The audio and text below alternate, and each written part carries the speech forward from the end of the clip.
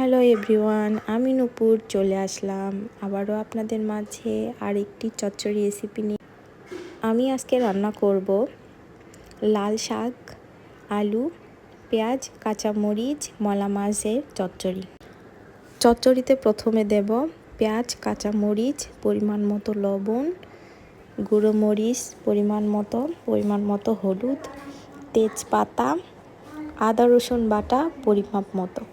আপনারা যে যেরকম খান সেরকম দেবেন। তারপর পরিমাপ মতো তেল দেবেন। আমি একটু তেল পরিমাপ মতোই খাই, আপনারা চাইলে আপনাদের মতো করে দেবেন। তারপর মাখামাখি শুরু হবে। যত সুন্দর করে মাখাবেন না ততই ভালো হবে রান্নাটা। আসলে চচ্চড়ি মাখানোর মধ্যেই রান্নার স্বাদ আসে। তারপর মাখা হয়ে গেলে এর মধ্যে মলা মাছটা দিয়ে দেবেন। মলা মাছটা দিয়ে তারপর সেম রকম করে আবার মাখাবেন। এমনভাবে মাখাবেন মাছটা যেন ভেঙে না যায়। তারপর এর মধ্যে পানি অ্যাড করে দেবেন। পরিমাপ মতো পানি দেবেন, কারণ লাল শাক থেকে পানি বের হবে।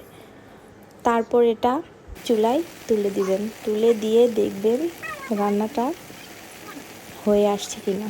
তারপর অলরেডি রান্নাটা done. Thank you for watching my video.